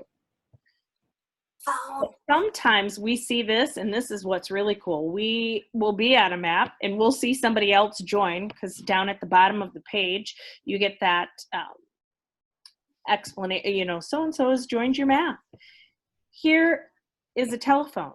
If someone is on the map, just like myself, and we click on this telephone, right now it's going to tell me there's nobody else on my map, and you know that because there's only one by the eyeball here. But if somebody else is on the map with me, I can click on that phone and we can talk in voice over IP. I don't have to call them on the phone. So you can do that with your students too. So you can say, meet me at your map at 2 o'clock and we're going to go over that together. And they get on the map, you get on the map, you click on the telephone, and you're talking through your computer. Didn't I tell you I'd blow you away? Yeah, you did. This literally can take the place of Zoom. I know, it's crazy, isn't it? So it's powerful for grade levels. I know friends of mine colleagues that used it. They could be in 3 different buildings. They could be on the same map. They could be sharing, you know, their resources, their ideas, and it is powerful to build and to use, and then with your students as well. It's just been a great addition to the map. So looking here at the Pearson Realize, just like you guys were talking about how you have a different map. Well, here is our Pearson link. So does it have a student platform? The math that you use, does it have a student platform? Actually, Bridges is working on a lot of other tools that can be used for this situation that we're all in right now. So they're building a lot more pieces that I think we could just link right into. That's what I was kind of assuming, that your math program will be much like Pearson Realize, where we just click on this and it takes the students to their math, right? It takes it to their specific assignment for that day, their video, their their assignment, and you know, their exit ticket that they do their quiz, and then the teacher would actually need to look at that, you know, go into Pearson Realize to get that information. But that's why this note is in here, is to show that you can use anything pre-built that's already been done, like your Go Math. Here is social studies, Bridges. Why do I keep saying Go Math? I don't know. Here is social studies, and I'm going to open up this map. Because you're probably tired of listening to me, I'm going to let Denise talk for a minute, and she's going to tell you a little bit about this social studies map. Thanks, Monique. As I said earlier, and when I started with social studies, and then I talked about, you know, MSTEP review. So I'm back to this is just a 5th grade, just a sample of a lesson. I mean, most of 5th grade is colonial America and leading into the revolution. So what I love about this map is you can see that all of the activities within here, this is a 2 to 3 weeks of lessons. Not every roadmap is, you can work at it at your own, you know, speed, but you can see the variation. This is the road to the revolution, the colonists being unhappy with the British rule. We start with the French and Indian War. We use the different tools. Again, the Collaborify writer that we showed you, the one that someone just said, yes, you can put it in. And as an upper L teacher, I want students to watch and listen, but I want to know that they gain the information needed. So as a teacher, you create your own questions, or you can use ours because we have a full year of this. You can add more questions, you can delete, you can customize. I saw on the question board, can you individualize and customize? Now, when I was working with roadmaps at school, my special ed director, my intervention, my academic coach, they may decide to take out a couple of the questions, or I might, so you can do that. But the ones that we have built for you, this is an example of that. So we don't want them to just watch the video. There's questions, there's responding, and Monique has showed you the various ways differentiating, individualizing that instruction for your kids that need that video to respond. So they, even in upper L, we know we have those kids. So if we go back to the map, we vary those activities. And this one was kind of created with the idea that you would do an activity and then you would go in to the important dates chart. You would log the, the French and Indian War, kind of, just as the timeline. And we're going to come back to it, known as the 7 years, here's the war, because in the MESA and the My Open Book, they're going to ask the students to create a timeline. We're going to add more detail, but as they go along, and she's showing you the culminating activity in this particular one. Again, back to the flipbook tool. We use it for many things. You saw some great animation tools. My students in 5th grade love it as well. They can build things. They can animate. They can also, there's other, again, you might have a timeline that you already use and you can use that, but here's a great way to incorporate another one of our tools. And the kids love this. They get so creative with it. Excuse me. As you can see on the map, we incorporate, we're in social studies, but we all know this. We don't have enough time in the day, whether we're at school, we put our Get Epic, our reading. There are so many great resources in this example on the Boston Tea Party over the years. I taught so many years that I know that you could put your own list in from your class. This is Monique's class. I have my collection, you have yours. That you want to give kids choices. You want to send them to whether it's a favorite book or you're reading it as a class, because we know within all of those standards, we can cover those informational text standards that are so important to get in, and we can't always get all those courses in, but back to, we have to take these tests that show that we know this, so here we go, and we can easily, again, remember anything with a URL can go into that one-stop shop, this lesson, and you'll see other things that I taught for many, many years, and there are things that I know are still very valuable. I love doing a reader's theater, and the Boston Massacre as using the viewpoints of who started it, the loyalists or the patriots. So you can see examples of things that that I think kids would really like. But let's say you've got a better one, you easily remove that node and bring in your own, but trying to fill each roadmap with, of course, they're all standards based. We know we have to teach certain things, but we give you a lot of options within. I know I'm sorry, you chose those books from Epic to put in there that you wanted them to read.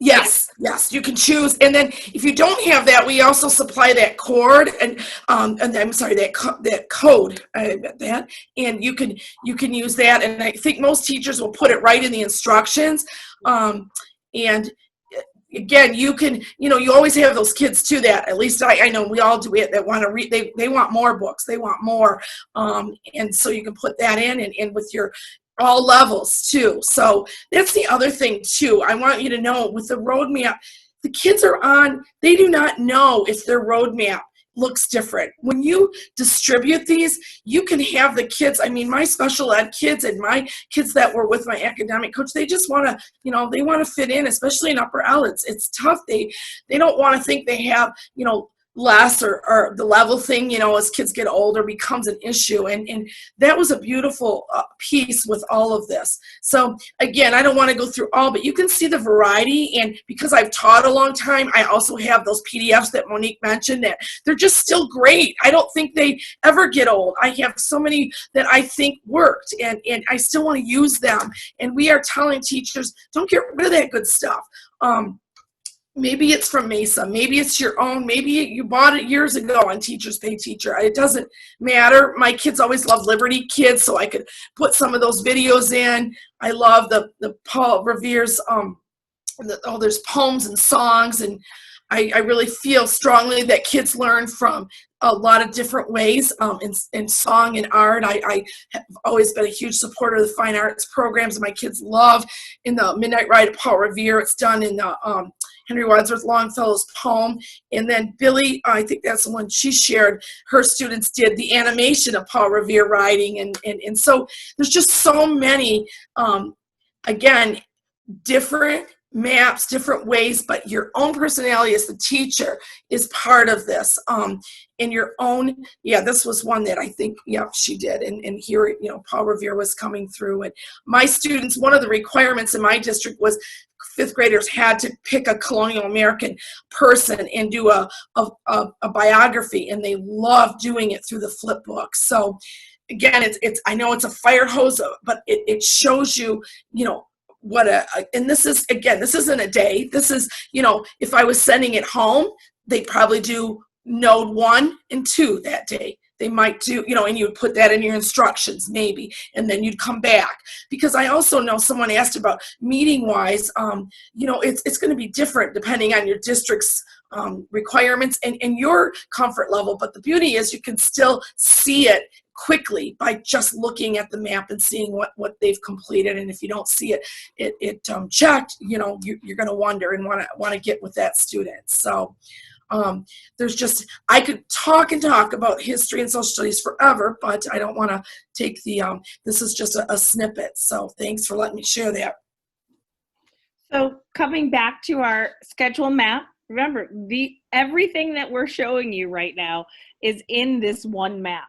Yes. So all of these pieces are linked to this one place. And you could even make it smaller, right? I could have linked these two together so that they aren't there. So as a kindergartner, I wouldn't have to have all these times if there weren't specific things. So you could make it very simple for a lower L child by taking away some of the extra visuals within this map.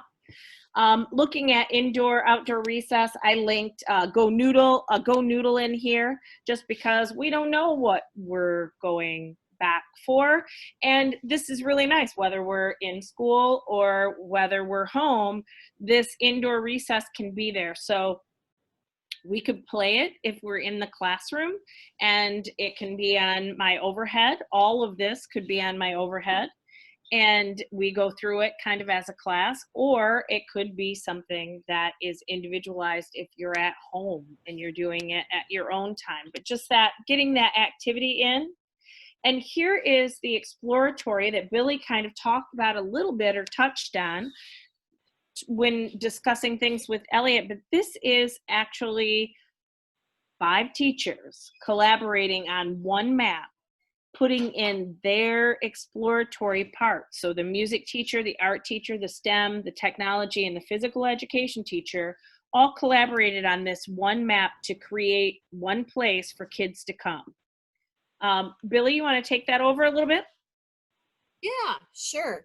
So when we had our stay-at-home started, Nicole and I for STEM and technology had already been using road maps.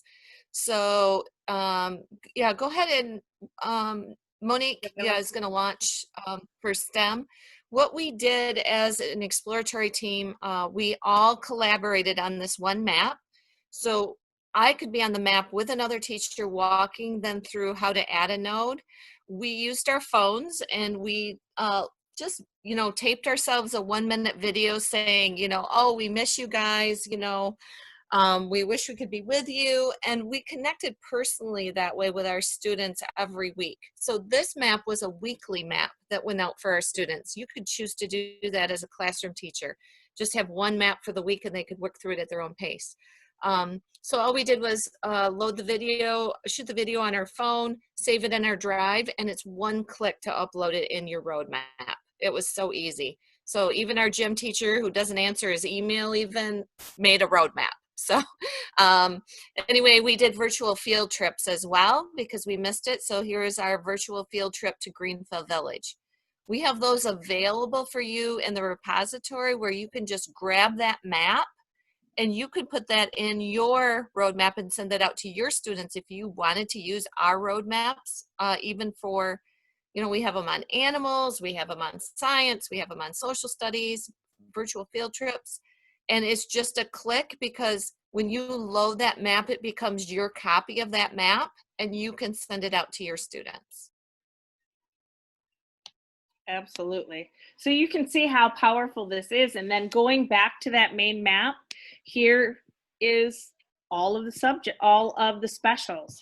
I know that districts are talking about coming back and, you know, well, are we going to have specials? Or are we not going to have specials? You could have specials in this way, that all 5 teachers are collaborating on one map, and they still could have music, art, STEM, without the presence of a teacher in the room or a specialist teacher within the room. Yeah, and someone from the team could hop on and help you build that map. I mean, we're here for you. So, you know, if you wanted to have a group together and say, you know, let's have, you know, someone from the team come and help build our roadmap, we'd be happy to do that. And then what we did is just copy this map. You can copy a whole map. We copied it for 7 weeks. And then every teacher could just pop in during the week and change their lesson for the following week. It was really easy that we didn't all have to be working at the same time, and we could hop on and change it whenever we needed to. Yeah, that's where I see this could be extremely powerful for a school. So like your Bridges math would be already there, right? So like the pieces that you know that you already have, your reader's workshop, your the social studies, the science, it could already be built out in a map and then shared with everyone. And then everybody makes a copy of that and puts their own specific things in it, so that it makes it really, really easy using a template that way. Coming back, we have our science here at the very end. It is MLPBL science that the MSU create for STEM. And you can see just how simple they can be too. Notice there's only 5 nodes in here, right? And there are turn-in talks, which turn-in talks can be done right here within the telephone. Kids could actually be doing an activity with their partner and do the turn-in talk, click on the phone, talk. You know, if they mute themselves on Zoom, they can mute Zoom and talk with their partner on the phone, come back, unmuting themselves on Zoom, and then you can have that large group conversation.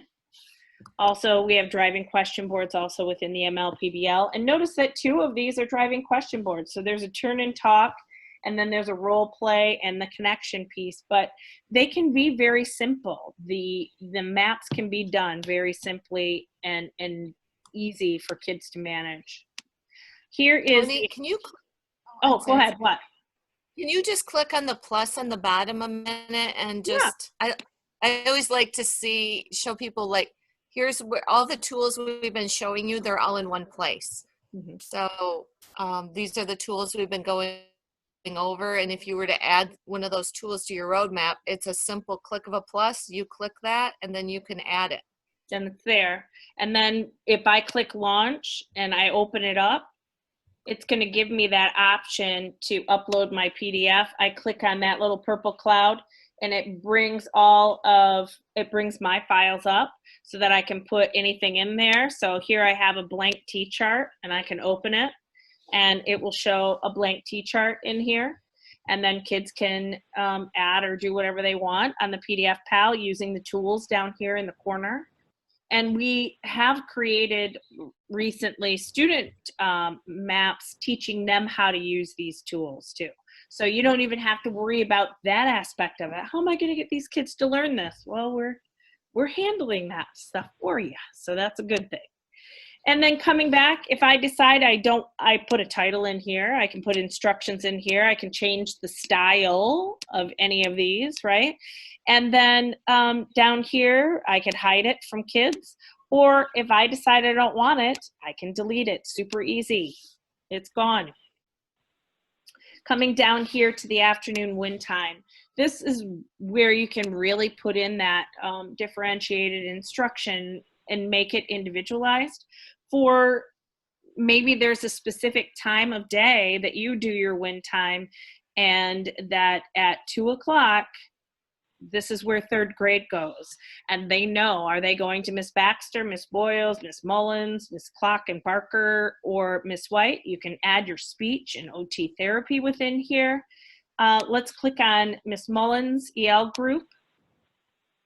And you can see she's got it set up very simply for like a 30-minute instruction where they're working on some speaking and listening, so a read aloud and reading and writing within the PDF. But her office hours are Tuesday and Thursday at 2 o'clock. So maybe kids only have win time on Tuesdays and Thursdays at 2 o'clock, but they come to this one map. And of course, we wouldn't have them named as Title I or EL group. We would just have the teacher, and they know. Or, you know, you're going to the blue group, or you're going to the green group, or whatever you happen to have set up with your children. But then they still get that individualized instruction or enrichment. So we've kind of made it through our schedule here. And what we'd really like to do is have you experience roadmaps kind of on your own, right? Be able to take a look at some of the pieces that we've done. But before we do that, let's revisit our driving question board again.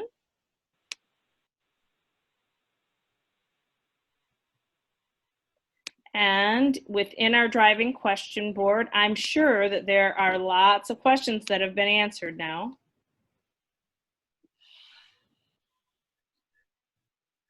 And so let's take, how about if we take a, oh wow, we're running out of time. We must have been long-winded on you. How about if we have 3 minutes, come back at 2:45? And if you see questions here, make sure that you answer them.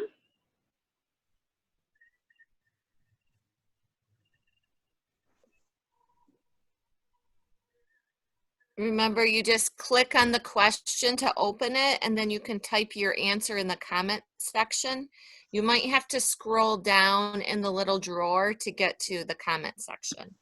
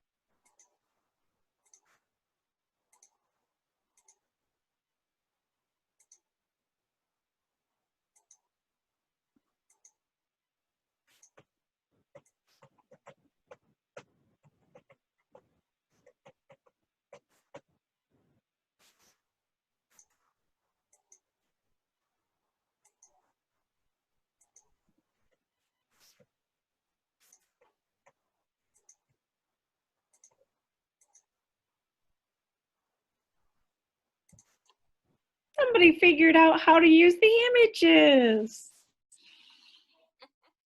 You just click the image button down here and you can put things in there. Oh, they should get extra credit points. Yep, they should. All right. I think they should. I love the images. I love the images. And do folks, too. those images will be in the nodes in the roadmap for the K1 tours. Right. We're doing Those that. are in development, right? Yep, yep. So those So- pictures will be there. So just to give you an idea of different things that you can really do with the lower L using the driving question board or a concept map, as we call it, you can do sorting activities with pictures. You can do matching activities. using pictures, and we've done it a lot for the for the K2 grade levels. So this is a great tool for those type of activities for them.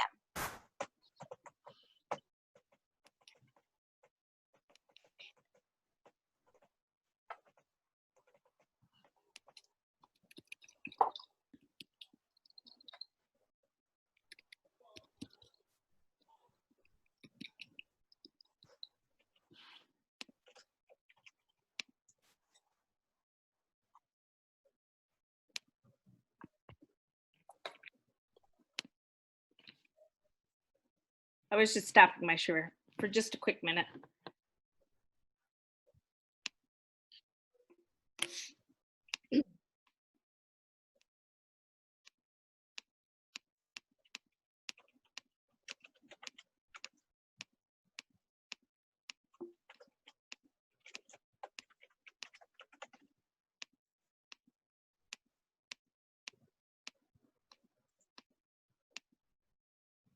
I have two other questions. Should I add them on the discussion board, or do you want me to ask them here? You can ask. If you would like to ask, we will answer your question. So one of them was, I think when I was on with Fenton, you had mentioned how you get to, in the repository, how to get to the maps that you created. So the kind of like verified, I guess, or, you know, you can look at anybody's maps, right? But the ones that come from you guys, I would say we'd want to start maybe there. So you mentioned there was a way to search to make sure that we got to yours in the repository.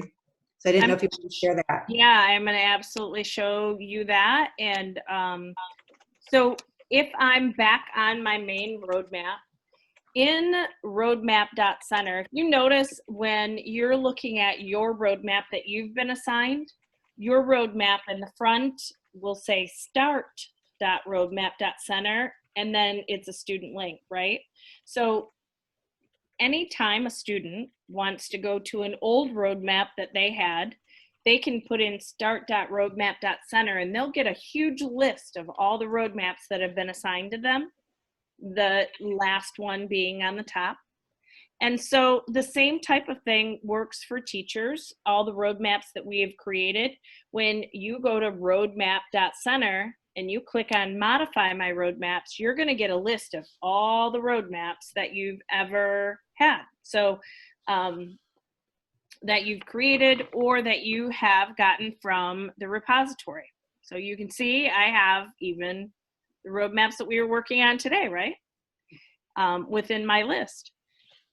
If I want to find something in the repository that somebody else has done, anything that's done by us begins with UMCDC. So if I go here to search by title or author, I put in UMCDC. And then you're going to get a full year. Well, this is Unit 1. This is Unit 1, Part A. But some of them are full years. I'm trying to see which ones are actually full years. Right here, this would be a full year because it just says Kindergarten Michigan Social Studies 2021. So if you're here, you can click copy link if you want to. And then I've got that link copied and I can put it in here. Now, but if I want to keep this link, so I can look at it and do whatever I want to it, right? Because now it's mine over here.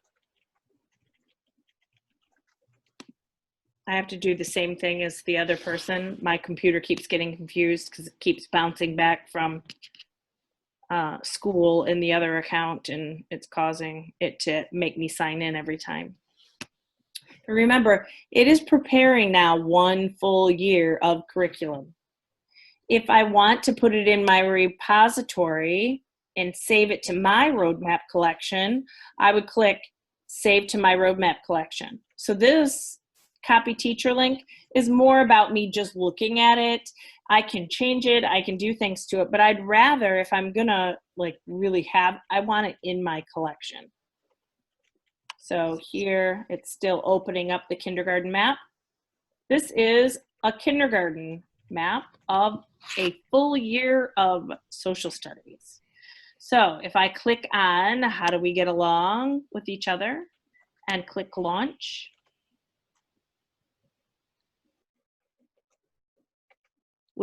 in our kindergarten maps, notice the things with the little apples will not open. Why do I have rules at home and at school? You can send them out. You could send them out each individual lesson like this. This is one lesson. Or you could send it out as like the mini unit. Depending on how you feel, like at the beginning of school, this might be enough, right? 3 nodes. So why do I have rules at home and at school? I'm sure you guys recognize them as kindergarten teachers. You know this curriculum because it's MESA social studies. I think that's pretty much what everybody uses in Genesee County. And so we took the pictures and the text from the Michigan Go Open books, and we created them in a way so that students in the lower L grades can click on the speaker and have it read to them. So as they go through the book, they have the text and they can click on it and have it read to them. They can also respond if they're able to respond.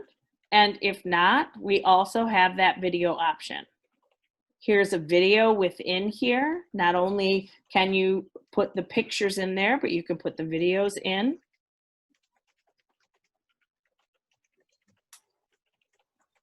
Talking about classroom rules.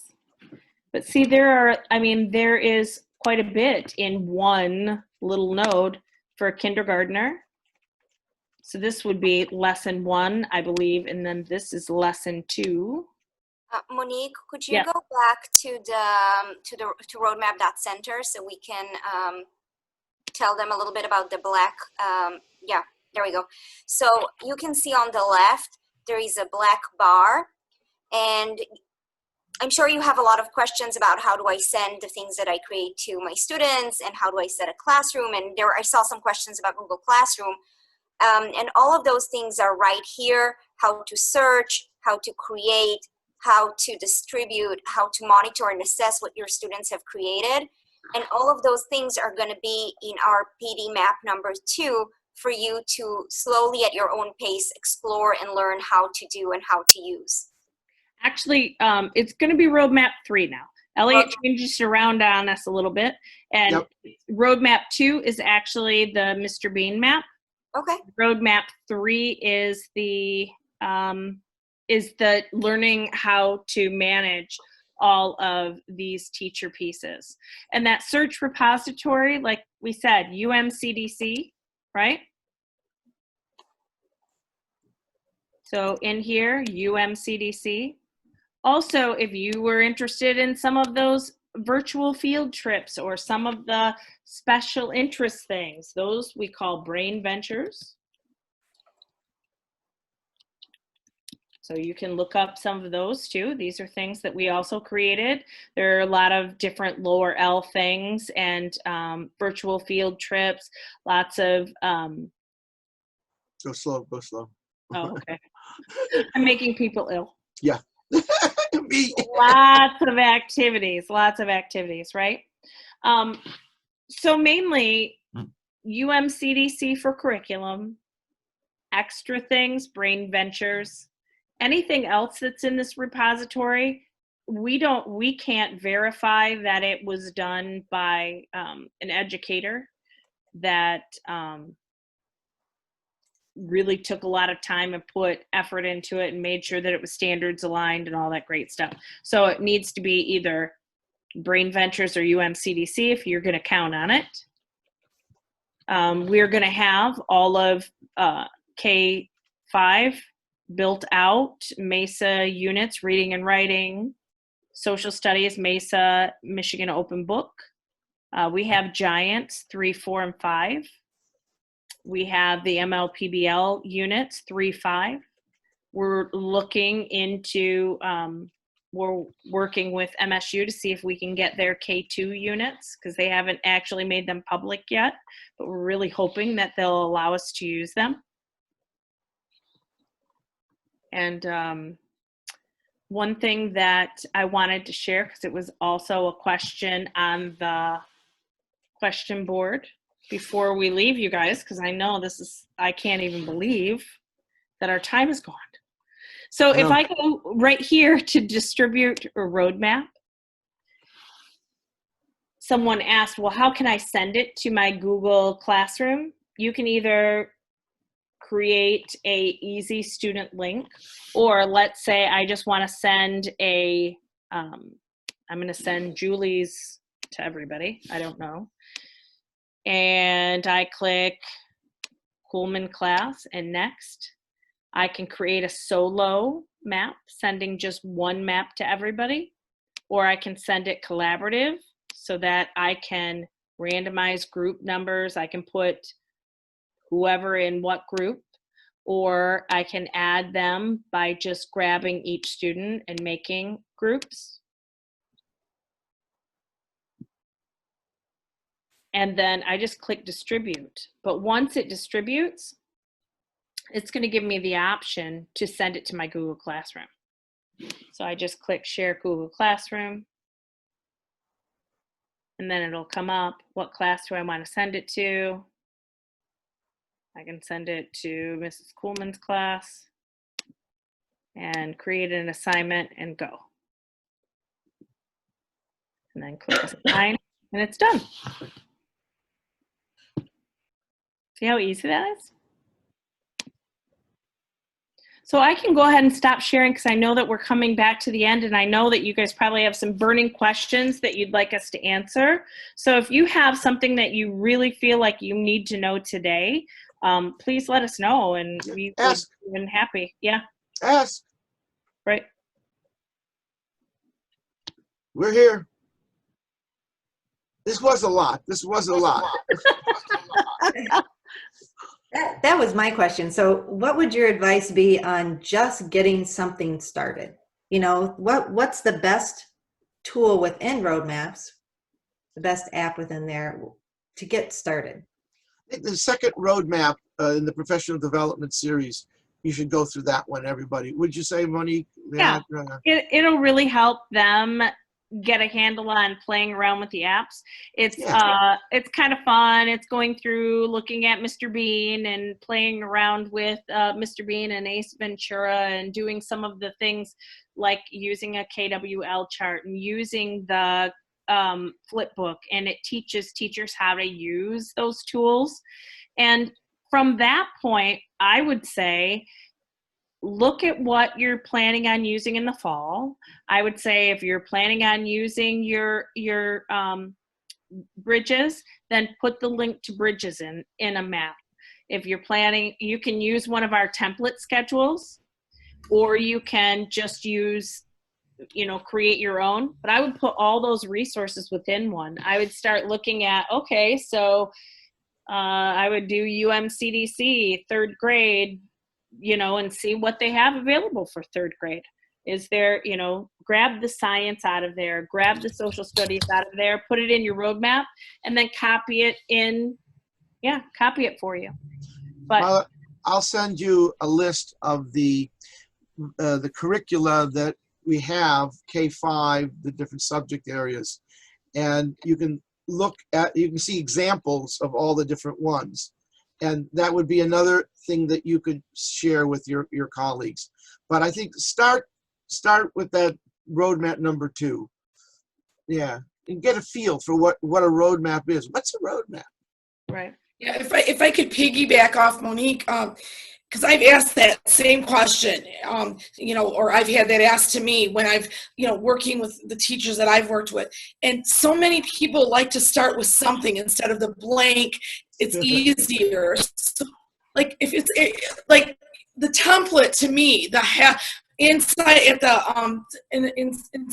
UMCDC center, there's half day and there's full day. You kind of know. I mean, if you're teaching kindergarten for a second, like you know how your day goes. But even to just start with each subject and then take from, you know, what we have, if that works. And, you know, like Monique said, you know, your district required. I think building, now I worked with a high school teacher last week that said, I want to start from scratch. She wanted a blank, and but we all, you know, just like kids, we all know they have different ways of learning. But I really feel that the small schedule is really, people have come back and told me that, right, thank you, Monique, that half-day template, and you'll begin to get a feel for it, and you put your own, just take those notes out or use them. And again, I know Billy even mentioned earlier, you could contact us, we can do it with you, you could come to one of our things. But I've had teachers say, and when Wendy did her testimonial in the beginning, I know she just came on, saw that schedule. I think Wendy can tell us she just took it, right, Wendy, and just put her stuff in that schedule. All I do is click on this. Yeah. Click on that where it says click below, and it's going to automatically load it to my roadmap.center. So this is a roadmap for me, and it will automatically put it in yours, and it is yours to customize and do anything that you want to with it. Yeah, because that's one thing that I was seriously worried about, was that if I played around with this and deleted something, would that come off the master copy? Was I going to absolutely destroy your whole, you know, system? But it didn't, thank goodness. It just copies it, it makes your own, and you can make it your own. Yeah. Yep. Yeah. One of my colleagues that's now helping build the math curriculum for us said, I can't do this, it's too much. She wasn't techie, and she took that schedule and she just made it her own. She kept some of it. She went to our repository. She used our Brain Ventures before we started building those full years, but she already knew what she had to do. She knew she had to do Alexia. She knew she had to do our district's ELA. So she brought that in, and then she built it, and then again, we all are different, but I know the PD one, and then if you get stuck on a certain note or an activity, we have those how-to videos. I just think the feedback I've had was where to go. That really helped teachers I've worked with. Mm-hmm. Any other burning questions? Not really a question. It's just amazing. Thank you so much for sharing this with us. I'm amazed and overwhelmed, and I think it's wonderful that a lot of the content is already there. It's a lot of time and effort on someone's part, and I so appreciate you sharing it with us today, because it is incredible what it can do. Thank you. Thank you very much. Yeah, these folks have put tremendous amount of hours, absolutely, in creating all these roadmaps. I mean, the curriculum K-5, it's not completely done, but it's 98% done. I mean, it's amazing. And then you can customize it. I mean, that's part of it too. That's what Monique has been trying to say, and Wendy and Denise. You can Billy, you can customize it. Leon. And when we get new people like you to come in, you'll add to it. It makes it better. We together build the roadmap platform. It's not just because I mean, it's the state standards. We're just putting out there what we know we have to teach, what we know has worked for us. But again, you are in your classroom, you are the expert, you are the person, you know your audience. So you'll know this isn't or your comfort zone. But then you'll come back and share with us, and we'll go, wow, we never thought of it. And then that's what our profession it should be, is that we help each other become better. You know, we all do, and we've learned by sharing with groups like you. And you come back and we're like, wow, look at that. You'll have an idea that we haven't thought of. So this is a movement on not just, you know, we do look at it like, wow, this is what we've done, but it just is going to get better with